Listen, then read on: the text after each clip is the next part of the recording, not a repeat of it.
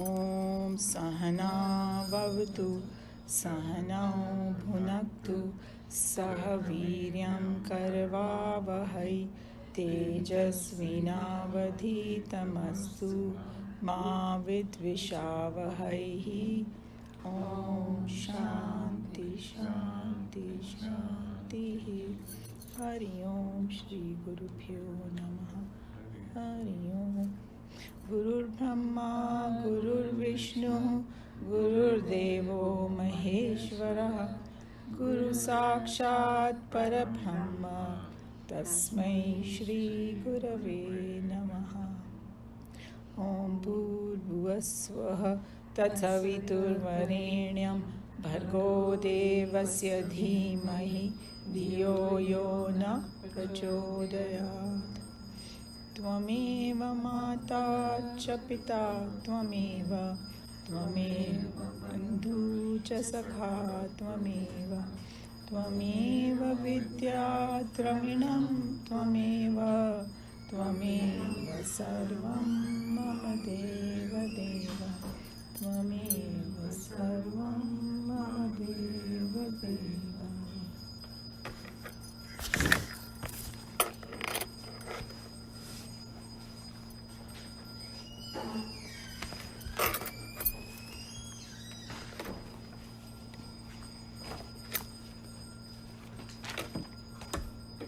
So we finished 27, sorry. Yeah. We finished 27, we are on 28. And just to recap, what we did before was, one was that when the mind wanders, bring it back. That was a remedy given, because everybody's mind wanders, obviously. So, just in English translation of verse 26, from whatever cause the restless and the unsteady mind wanders away, from that let him restrain it and bring it back under the control of the self alone. So if everybody remembers that you bring it back, but then under the sway of self, doing the thinking of self. That's the technique, and we talked about it, that how a little child, if you want to take something away from it, you give him something else. So the mind also, you got to engage in something else. Because if you just say that, oh, just don't think about anything, our mind cannot do that. So we need something.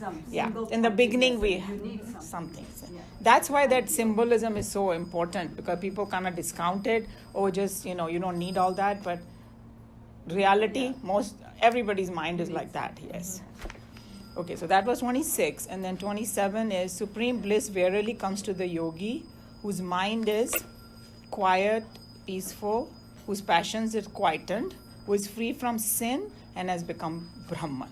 So then he says, if you consistently do that practice, eventually you will become peaceful. Your passion will be quietened because you don't find interest for that moment of the time. So people don't misunderstand ki, when I go back to the world, I'll be like, oh, I can't enjoy anything. No, they're not talking about that. Talking about when you're sitting in the meditation, you should be able to cut off. Who is free from sin? Sin was agitation in the mind. Right. That was called sin. Has become Brahman, and then he says that it's not like Brahman is coming from somewhere else. When everything becomes quietened, you realize that you are nothing but Brahman. That mind itself is nothing but Brahman. So that's what we finished last time.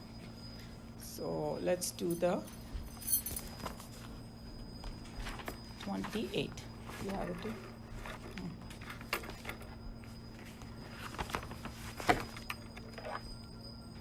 Yunjunevam sadatmanam yogi vigata kalmashaha sukhena brahma sansparsham atyantam sukham ashnute. So here is Sanskrit, I think you want me to do it, I guess. आपके पास गीता नहीं है ना? नहीं। कोई बात नहीं, आप सुनिए। अच्छा, आपको इनको पेज नंबर बता दो। Page number is 80. Thank you so much. So, Yunjana is practicing yoga. Evam is thus. Sada is always. Atmanam, the self. Yogi, Vigata kalmashaha, free from sin. Sukhen, easily. Brahma sansparsham, caused by contact with Brahman. Atyantam, infinite. Sukham is bliss. Ashnute, enjoys. आप पढ़ना शुरू कीजिए. The yogi always engaging the mind thus in the practice of yoga, freed from sins, easily enjoys the infinite bliss of Brahman contact. Engaging himself thus in the battle for evolution and the consequent inward mastery, a meditator steadily grows out of the shadowy regions of his own spiritual ignorance and imperfections, to smile forth in luxurious extravagance into the sparkling sunshine of knowledge.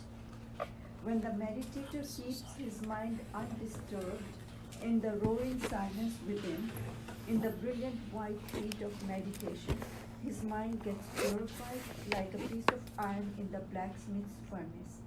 In short, as we said earlier and elsewhere, the halt moment is the last possible frontier line up to which human effort can raise the mind. Okay, so the main thing he's talking about is engaging himself in the battle for evolution and the consequent inward mastery. So all the tips are given how to do that, right? Bring your mind back in wanders again and again, bring it another way and all that. So continuously when we do that, then we come out of our own spiritual ignorance and imperfection.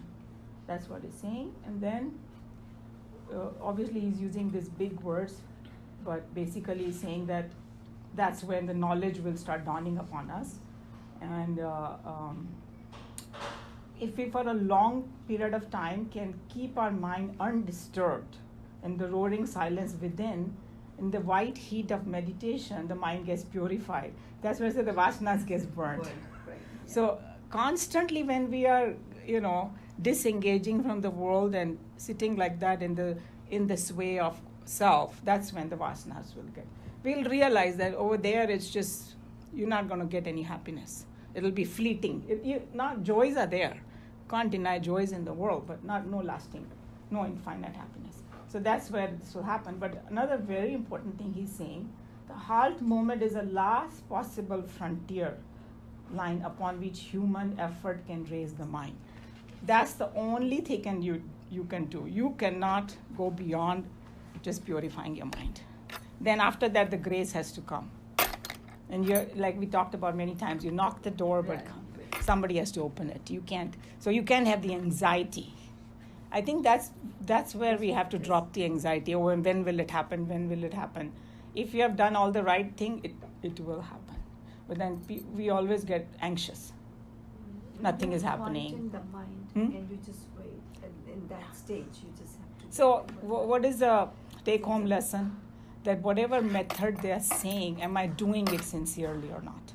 Because if the progress is not happening, that means we are not doing the thing properly. Correct? Yeah. No, you say it if you have That is right, but yeah. We may, I'm doing this and nothing is happening, method is wrong, God knows, something like that, we might start thinking. But we have to turn back and say, have I put, and then if I'm not, that's the thing, because we, console ourselves, okay, this time or this thing happened, that's okay. Yes. But that's what we have to take control. And then another tip I would say is, go back and read the verses again. Yeah, because don't think, because sometimes we say, I have done Gita, yes, I've read. It's not going to sink in first time, second time, it has to be 100th time. So keep reading and churning upon it like this, listening, contemplating, and then meditating. So if you have not contemplated enough, again the meditation will go waste. Yeah, I think the first thing is to clarify, get the clarity. Clarity is what is the right way to go. Exactly. When you're convinced that this is the way to go, then practice regularly and then wait patiently. Exactly. And then also that's why we say we need a guru, because sometimes we can convince ourselves of wrong things too. And you need somebody wise to tell you, hey, this is not it.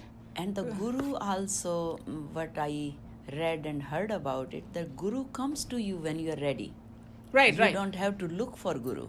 So if we might make ourselves ready, the Guru will come. So there are all these, they are all kind of common sense, but we kind of forget. Yeah. So, but I think the recipe is given. And this chapter 6 is extremely comprehensive in meditation. And it also shatters a lot of myths. Because these days meditation has become like a business, you know. Or hundreds of things have come, which is fine. I'm not discounting anything. It's not business. It's awakening is coming. We are going through that era where this awakening is happening throughout the world. All I'm saying is there is some dangers that you should avoid. So if you go to the horse's mouth, go back to the basics of what Shastras are saying with the help of a guru, then you will not get in the wrong direction. Yeah, because some people... Otherwise, you can go in the wrong direction, you know, like Swamiji was saying, you know, some people will say, oh, you have to sit and the light will come and things like that. But somebody asked that question. I was listening to the Sarva Priyanand. He gave a very good answer. So he said he was not discounting. Some people hear a nahat sound, some people, but it's possible to get self-realization without that also. And somebody who's getting that may not get self-realized. You see the thing he said? Very, very profound thing he said. There are many different paths. So A can experience, it's an experience you go through. A will experience something and B might experience something else. But the final goal is, you know, you can reach there this way or this way. It doesn't mean it has to be this way. And if you don't see this, you're not on the right path. That's what I'm trying to bring. But whatever I read about it is, I didn't read anything controversial to this, that when you get enlightened, that is the goal of meditation, that we get enlightenment. And when we get enlightened, whosoever got enlightened, they saw the light inside. That they're talking about the light of knowledge, not the physical light. No. They are talking about the real light. No. Please. It's the That's knowledge. not- yes. Light कौन सी Light होगी? of knowledge. होएगा कि वो अंदर consciousness pure consciousness अंदर है. अच्छा, अभी आएगा the test of whether you're self-realized or not comes in the next verse. Oh, okay. So we will know who is the person who is. Actually, Because no. that's exactly what I'm saying. See, we have this heritage from India, okay? It's so important to go to the basic because we have everything in front of us. You know, light of knowledge, by reading you can get knowledge, right? No, this is not talking about that knowledge. वो तो खाली text का theory है. So It's that not light law. of There are people knowledge who don't come read with- anything. They get You need the realized. experience It's- of your own. I mean, you can read it, but you need all that thing, experience it, But and make whatever it your I own. read, it's said that, you know, they become enlightened. Okay, this is Not- what I have to It's say. fine. I'm saying that's not a controversy. You can't prove it. Nobody's going to prove it. So let's take it. Some people do get light. Some people don't. That's what Okay. they're That's saying. what I'm saying. So So- let's leave it at that. And I would suggest something, if you don't mind. I think we should Stick stay to the with Gita. what we are talking about here Instead of diverting. instead of Yeah. And then what we So can that do we is can achieve, we can understand. otherwise this. we'll miss what Yeah. Krishna Bhagwan Yeah, is saying. I So I got it. appreciate what That's what he's good. saying, Sushil That's ji. This very is what good. we can do. Yes. But your questions are also very important. Why don't we keep like last 15 minutes, 20 minutes to Yeah. address that? So but then I do put the big stones first and then Yeah, throw in yeah. the stones. Otherwise we will get totally Agreed, diverted. agreed. Yeah. Uh-huh. Yeah. Agreed. It's very important to go back to the basics To of what- understand this what we are Yes, reading here. Yeah. because I agree. That's number one. And number two suggestion that I have to give, that we come with a lot of preconceived ideas when we come, and those we have to shatter. Yes. And because otherwise we won't progress, because this here, Yes. and that's why I'm bringing Chinmayananji's commentary, because his commentary is, most of it, if we analyze, we will understand. It goes very much into depth of what they're saying, you know. So Okay. Shall we go ahead? And Yes. just I whenever I raise any question, I'm not raising it for my own sake. I just want the clarity. What That's fine. That's Yeah. why I'm saying that it is good, but like what he said, it's Because let's hear whatever what I know may not be true. I have just preconception. we all are also. learning. Yes, Yeah. yes. So we need to have open mind when we Yeah. come here for Mhm. sure. Yes. Okay. Go There ahead. it ends itself just as balloon as there it ends itself just as a balloon as it goes higher and higher, blasts itself in the rarefied atmosphere of the higher altitudes and drop down, merging the balloon space with the space in the altitude. Similarly, the mind too, at the pinnacle of its meditation, shatters itself and drops down, leaving the ego and merges with the Supreme. Just as the space in the balloon automatically and naturally merges with the space outside when once the balloon is exploded, so too, when the finite mind is ended, with ease it attains the infinite bliss arising out of its contact with Brahman. So here it's like very beautiful analogy is given that what happens to the mind, and we all know about the balloon, that it keeps rising, but a point comes when it bursts, and then so now the thing is that it's not like the space has gone anywhere. Space is always the same, but just the balloon is busted, so it became one. So same thing, is telling you what happened to the mind, because the little trace of ego is still there. But if you practice what they're saying constantly, a time will come when the mind will completely shut down. So it's just an analogy, another way of explaining. So I hope this analogy is clear to everybody. If not, we can discuss a little further. Clear? Okay. The term contact here has served as a convenient handle for the dualists to argue that the Lord is indicating thereby the existence of the truth principle as separate from the truth seeker. Obviously, this is absurd. The argument of the dualists can be acceptable only if we can afford to forget the definition of the term Brahman. In the Hindu scriptures, Brahman is the all-pervading reality, which is limited by nothing, and therefore we cannot have a knower of Brahman or a feeler of Brahman who has a separate existence to come in contact with Brahman and enjoy the bliss. It can only mean, if a consistent sense is to be read in the scriptures, that the individual seeker becomes Brahman and comes to experience the infinite beatitude. It is the essence of truth. So the reason he's bringing this, कुछ बोल रहे थे आप? कि इधर उन्होंने कहा है कि in the verse easily enjoys the infinite bliss of Brahman contact.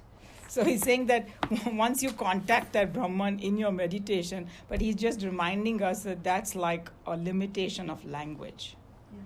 Because if you are already that, you cannot come in contact with it. You become, or you realize that. Realize that. So You that's why it's called realize that. self-realization. Right. You realize that. and Exactly. therefore But you- just for the language sake, they have to use that to for explain, Arjun. I Yeah, think. because Arjun was at like us, at a lower plane. So he has to just use some words, and it's like what you said, realize or recognize that, Like he himself. he himself is. But he's just using that because actually Brahman means all-pervading reality, which is limited by nothing. So if it's all-pervading, it is in us also, and we are part of it. And we have gone through this so many times that just like a space, you cannot cut it, you cannot divide it or anything. So if you are already that, how can you contact yourself? See, and the contact and Brahman, they become two, they become finite. Right. We have to realize it's Infinite. And therefore there cannot be two. You cannot have a contact. And so the object-subject relationship comes in Right. there. And now he's going to explain in the next Yeah. verse why Krishna Bhagwan Once chose it's that done. words. Yeah. So yeah, go ahead. Krishna is here trying to make an agitated, restless, inquisitive intellect understand that the positive and dynamic reality can and shall be gained when the mind and intellect are transcended. Had he said the seeker will become happiness, Arjuna would have hesitated to accept it, believing that in the self there is no positive joy. To make his unprepared intellect perceive the experienceable joy of the infinite, the divine cowherd has to borrow a vivid phrase from our ordinary life, and so he says that the meditator attains the infinite bliss through the Brahman contact. This phrase, Brahman contact, should be understood as self-contact, in contrast to the finite joys which we ordinarily gain in life through the not self-contact. So now he's telling you why he used that word with Arjun, because when we say non-self contact is all the worldly things. So they give us just little bit minuscule joys and then a huge amount of sorrow behind it. Like there's a womb of, world is a womb of sorrow. It may start with a joy, but it always ends up with sorrow. So now he's saying that infinite bliss he will get. With that, and the self they have put it with a capital S. So it's like within us only that Atman bolo, Brahman bolo. Once we recognize it, once we merge with it, you will get infinite bliss. Not get, you will be. Huh? You will be. I know. So it's whenever we are talking, there's Yeah, always I know, language there's is very language. extremely limited, and that's why they always say transcending the mind and intellect. Here also is once he transcends the mind and Yes. intellect. So I mean, I hope everybody getting, because even I don't know how to explain it. Umaji, Haan, would you, boliye. I'm sure you've covered it. Would you just take 1 minute to explain what is not self? Not self in Vedanta is everything that you see in the world, including our body, because usually we think that only worldly things are not self. Because they are talking about, here God is like that substratum, the Okay. truth, reality, जो words use करते हैं ना हम लोग, तो that is self, and is always with capital S. Okay. So self बोला ना, हाँ. तो इसका मतलब you're talking about that Brahman, that God in that ultimate sense, and everything else is Prakriti समझो. Okay. Like you've That's heard the not word self. Prakriti. हाँ जी. And then even our own body, mind and intellect, all three come under Prakriti. जब हम लोग बोलते हैं ना आत्मा और soul, that is behind it, the like what should I say, the substratum, उसकी वजह से सब कुछ है. Okay. Got it. And so that's what it is. I hope little bit it थोड़ा helped. सा समझ में हाँ, आया। if you stay Of with course, it will come. of course, It will come. of And then you course. can do a little bit of your own study at home, and that will help. हाँ. अच्छा क्या है, खाली pure consciousness है. हाँ जी. From that pure consciousness, you know, pure consciousness जो है वो ब्राह्मण है. फिर उसमें इन अदर वर्ड शिव या So जो Brahman कुछ, is Atma. हाँ, मतलब कि वो दैट इज प्योर कॉन्शियस, सब Okay. चीज मिला करके, Okay. हैं? वो प्योर कॉन्शियसनेस जी. है. उसमें से मर्ज होता है, ऐसे क्रिएटर से क्रिएशन ऐसे मर्ज हुआ हाँ. है. जब मर्ज हुआ तब ये नेम एंड फॉर्म आ गया. हाँ. नहीं तो है हस्ती भांति प्रिय. हस्ती भांति प्रिय, this is in the typical Indian philosophical terms जो उन लोग यूज करते हैं. हस्ती भांति प्रिय, हस्ती का मतलब कि इज, इट इज. भासती मतलब कि हमको लगता है, भास रहा है. एंड प्रिय मतलब इट इज यूजफुल. हस्ती भांति प्रिय नाम रूप. जब वो ब्रह्मन मैनिफेस्ट हो गया, ऐसे क्रिएशन हो गया, तब उसका नाम रूप आ गया. तो ये कुर्सी हो गई, Okay. आपको नाम हो गया, ये Okay. पुस्तक हो गई. Okay. अच्छा, ये पुस्तक के अगर हम फाउंडेशन में जाएं तो क्या है? Okay. हाँ. क्या है? Paper. Paper seeds. Seeds. हाँ. वो उसका फाउंडेशन देखेंगे तो देखेंगे प्योर कॉन्शियसनेस, है ना. फिर वो प्योर कॉन्शियसनेस जो ये मेडिटेशन में बोल रहे हैं ना, बोल रहे हैं यही है कि तुम हर वक्त मेडिटेशन, आंख बंद करते हैं, वो खाली मेडिटेशन नहीं होता है. Meditation, you have to carry that meditation as you are walking around. तो आप जैसे हम ये किताब को उठाएं जी. तो हम एकदम प्यार से उठाएं, वो रिस्पेक्ट दे के उठाएं, क्योंकि मन में हम पक्का कर रहे हैं कि ये भी ब्रह्म ही है ना. नाम रूप, मतलब क्योंकि ये खेल रचाया है इसलिए नाम रूप है. खेल है ना, जिसे लाइफ इज अ गेम. तो वो गेम में खेल रचाया है, पर हर चीज को हम वो लव एंड रिस्पेक्ट दें. तो वो लव एंड रिस्पेक्ट देते you know, you sort of merge into that. So that's what it is. Is it becoming clearer? A little bit, but I will continue. Nahi, But as I you understood the book part, the हाँ, so this is what Yes. this thing. But you have to always come back to that Hasti Bhati Priya Naam Roop. Just one thing I wanted to say. When we say Atma ji, and when we say Paramatma, right? हाँ, So हम लोग आत्मा is we always feel like हम में है और परमात्मा कहीं और है, भगवान है। मगर हमें वेदांत बताता है कि वो परमात्मा और आत्मा एक ही है. हमको सिर्फ ऐसे लगता है कि हम अलग हैं. अच्छा, सो ये मेडिटेशन का भी यही उद्देश्य समझ लो कि वो डिफरेंस को ख़त्म कर देना. So you feel you merge with the whole. जैसे स्पेस है, स्पेस को हम काट नहीं सकते, जी, लेकिन इस कमरे में हम यही कहेंगे कि ये कमरे की स्पेस है. yeah, But in reality, you see how it is one. तो से- Same Atma and Paramatma. If you can remember that, that's a big thing that you have learned from this class. Because that's because we always have that confusion that Atma is actually separate. But it teaches us it's not. अच्छी सबकी आत्मा मिला करके परमात्मा. जी. Okay, shall we go to the anything else? Or we can go to the next one. So now comes the test of whether you have become self-realized. So this is what जो बोलते हैं उसका परिणाम क्या होगा. This is what is going to happen. सर्वभूतस्य मात्मानं सर्वभूतस्य मात्मानं सर्वभूतानि चात्मनि सर्वभूतानि चात्मनि ईक्षते योगयुक्तात्मा ईक्षते योगयुक्तात्मा सर्वत्र समदर्शनः सर्वत्र समदर्शनः. Sarvabhutastam is abiding in all beings. Atmanam, the self. Sarvabhutani, all being. Cha is and. Atmani, in the self. Ikshate, sees. Yoga yuktatma, one who is harmonized by yoga. Sarvatra, everywhere. Samadarshanaha, one who sees the same everywhere. Sushil ji, aap padhenge? With the mind harmonized by yoga, he sees the self abiding in all beings, and all beings in the self. He sees the same everywhere. All religions in the world are great, but indeed none of them is as perfect as the religion of Vedanta.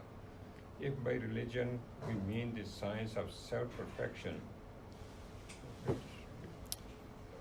I'll read it again.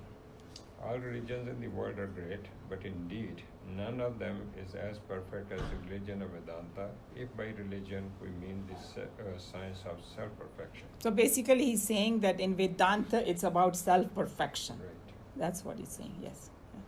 In this stanza, the author of Gita says, in unequivocal terms, that the perfect man of self-knowledge, of God realization, is not merely one who has realized his own divinity, but is also one who has equally understood and has come to live in the intimate knowledge and experience of divinity inherent in all creatures, without any distinction whatsoever.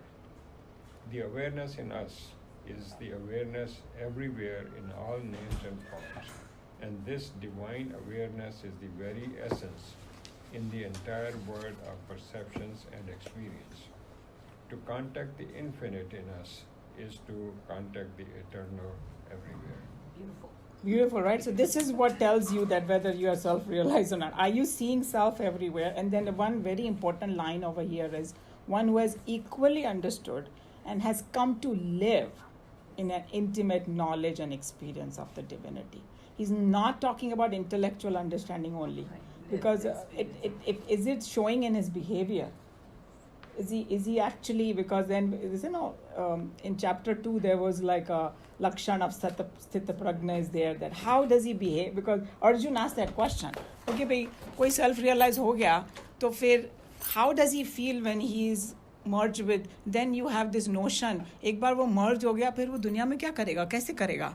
So he's saying, how does he walk? How does he sit? How does he talk? Because obviously his drishti has changed now.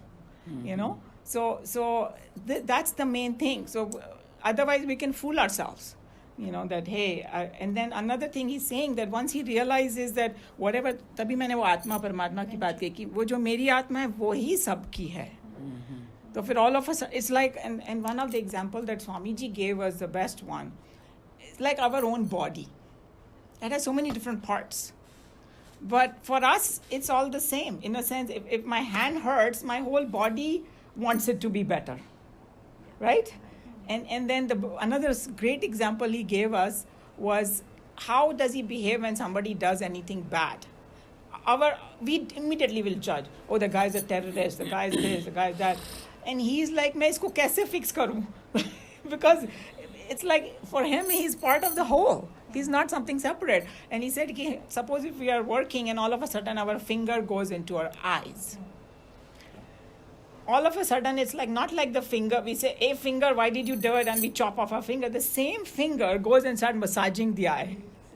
So it's like, that is called oneness. When you feel oneness, you just, you know instinctively what to do, the correct way.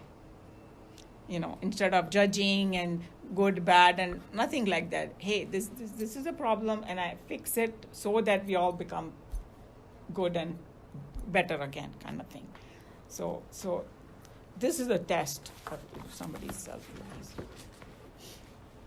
To a true man of realization in Hinduism, there's no more a word to be addressed, even be it in divine compassion by the disgusting phrase, O ye children of sin.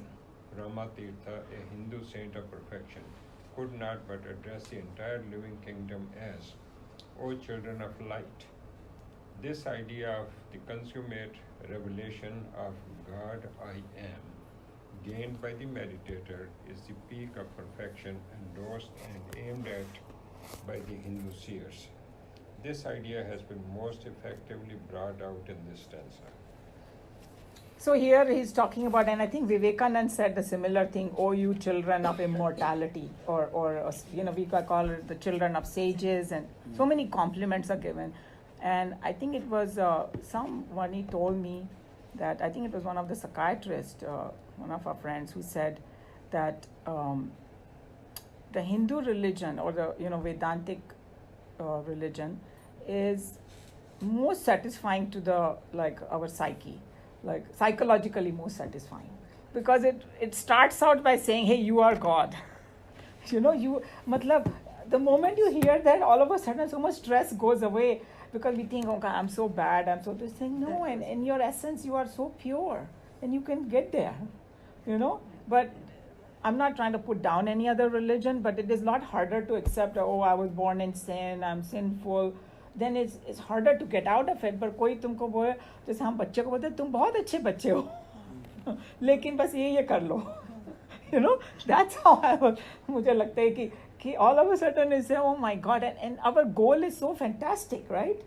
God is told the reality first, then we go into depth. Yes. तो पहले उसको इतनी अच्छी बात बोल दी.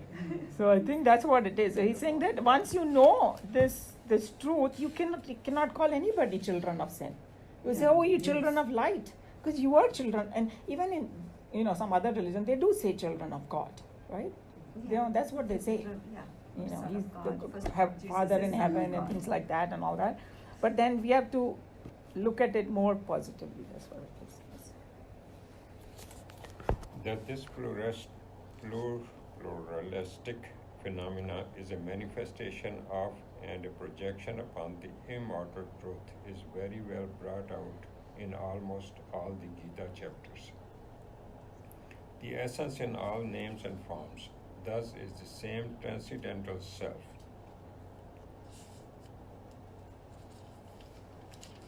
Just as the mud in all mud pots, the gold in all gold ornaments, the ocean in all waves, the electricity in all bulbs, the self is the essence in and the substratum for the entire world of objects.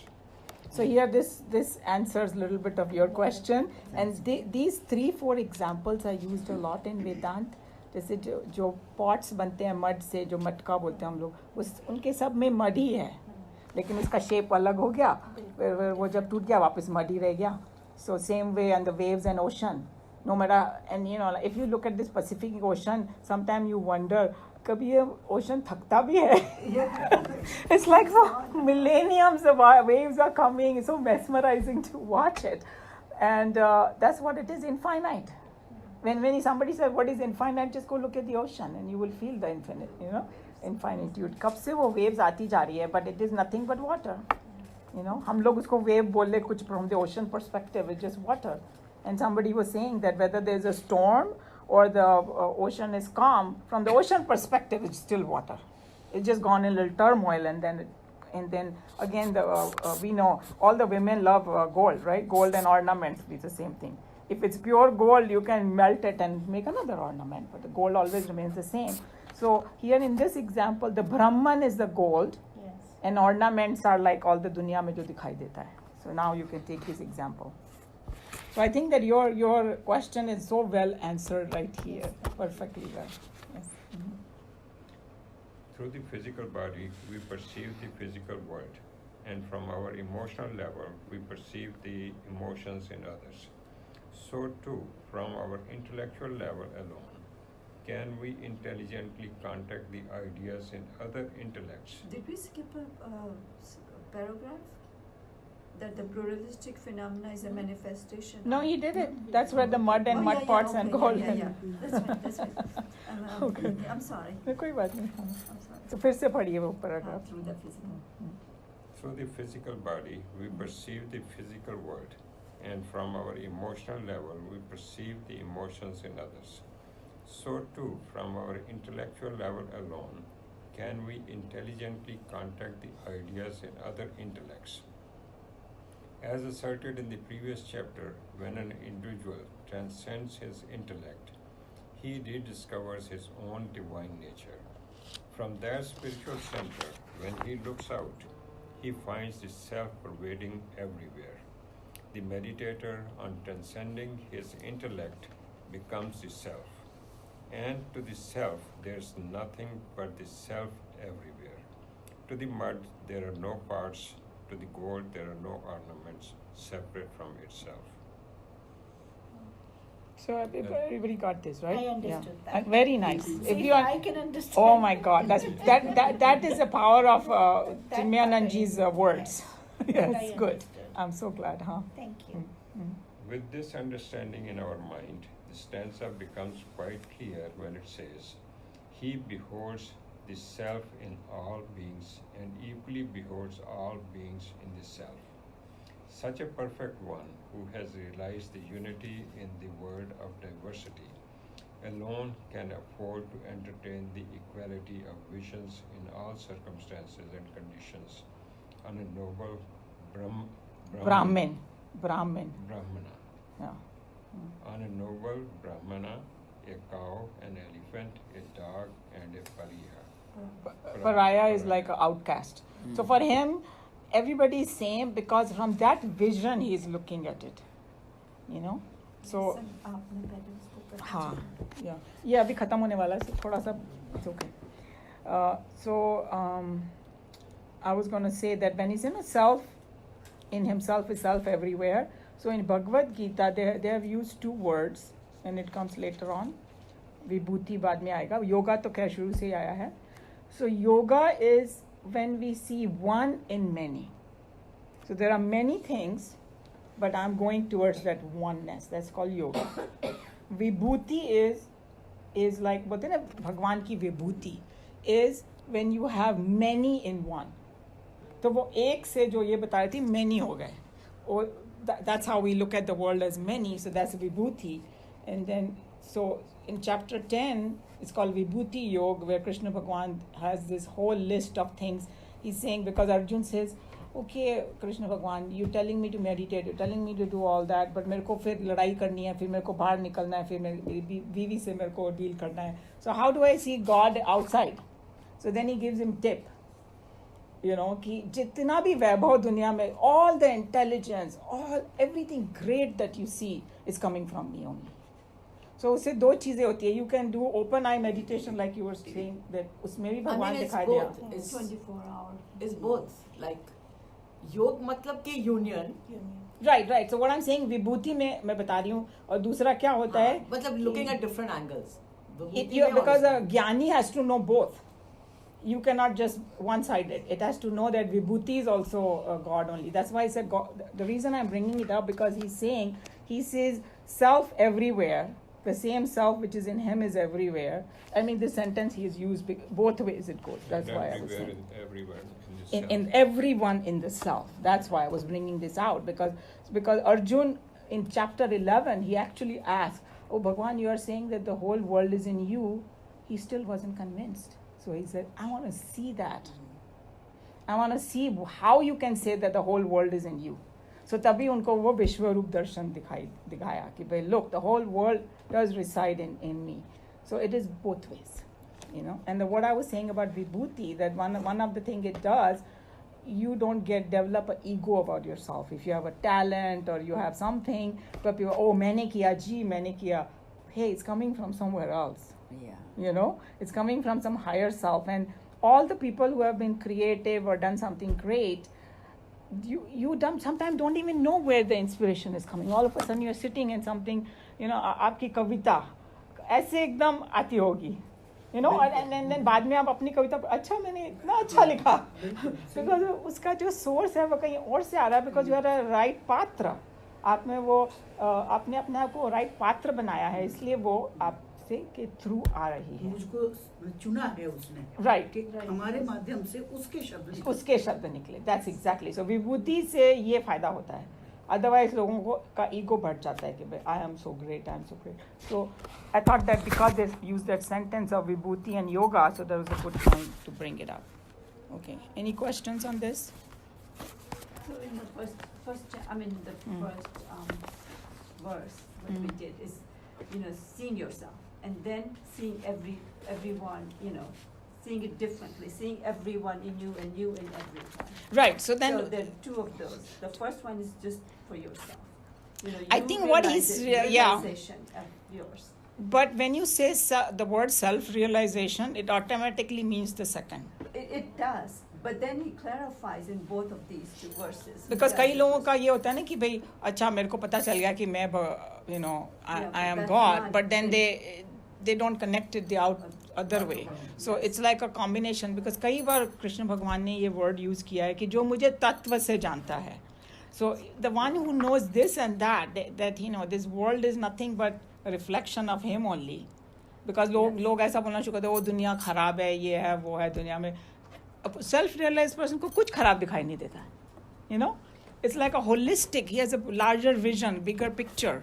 And we also know that if the moment the reason we get so disturbed in our life, if you think about it, we have such a narrow thinking. The moment you expand your thinking a little bit, you won't be disturbed. Yeah. You know, and one of the little experiment that we used to do with children is that you take a teaspoon of salt and you put it in a cup of water and drink it, it'll taste salty. You take a bigger burden, you throw the salt in it, less. You go throw this 1 teaspoon of salt in a lake, कुछ नहीं दिखाई देगा वहाँ पे. That's what the vision of a self-realized person is. Now it's so expansive, you know. That's what it is. So, anything else? Can we go throw a Trump in the lake? Hmm? Can we go throw a Trump in the lake?